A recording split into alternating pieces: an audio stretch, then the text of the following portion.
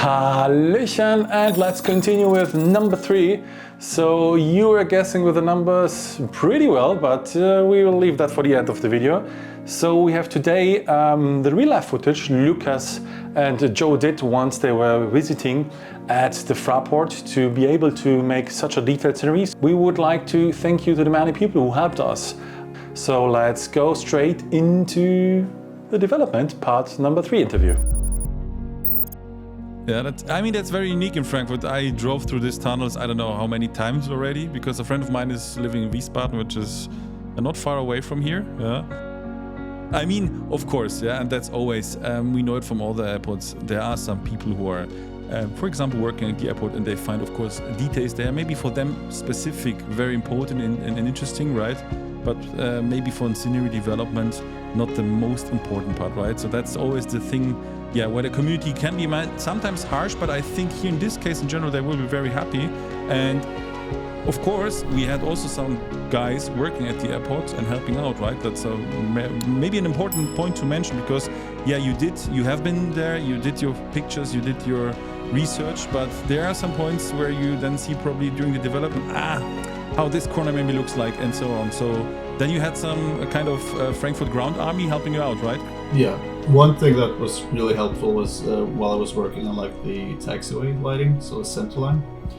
There's a lot of those that are like one directional, so they're only supposed to be like visible from one side, and that wasn't really mentioned anywhere in the data for the airport. So asking someone that works there that see that stuff every day is a lot easier than trying to figure that out yourself. It's been like a lot of really helpful people that reached out and helped us. There's been many people involved. You told there were just people joining, then leaving again, because it's a big project. How long was the development at all in terms of time? When did you start with developing of it? A little bit over a year, and people, I'd say.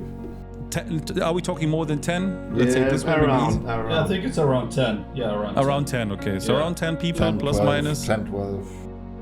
Yeah, then you had some beta tests, of course. Not at the same time, though. Not 10, 12 people working at the same time. Yeah. During the process, let's say this way. Yeah. Well, once you're finished with Frankfurt, of course, we all know MSFS2024 is around the clock, or around the corner, not around the clock, around the corner.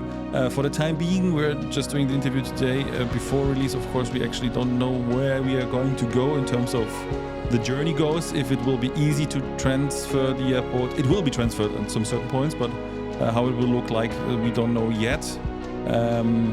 So we will see on that, but what we can tell for the time being, or I would just say it, and then you can scrap it off on marketing, is that in MSFS2024 we will have in Frankfurt, of course, from Aerosoft. I mean, we have to do it basically. I'm pretty sure.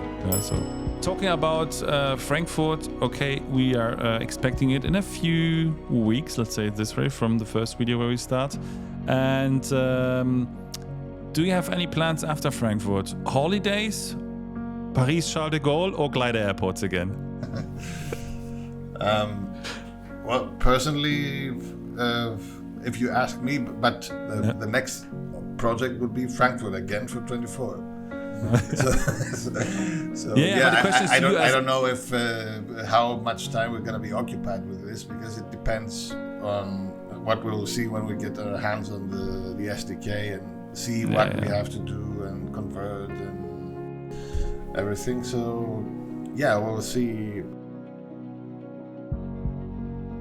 Some last words from you guys to the community. Are you excited for the let's say release party we will do? Very excited.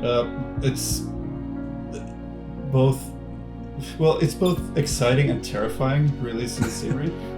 I've been doing it quite a few times now, and it never goes away. But hopefully people are gonna like it. I think they are. And it's gonna be fun doing a live show and talking to people and getting like direct feedback. Let's call it that. Yeah. And Lukas finally becomes famous. No, but yeah, if you guys are interested in meeting Joe and Lukas, even with a webcam maybe, we'll see if it's technically working, then you should come around on release day in the evening. We will have a live show with also Jamie from, as known as Landing Controller, and Callum from FS Elite will join us as well. And we'll have a, let's say, first hands-on talk after release party.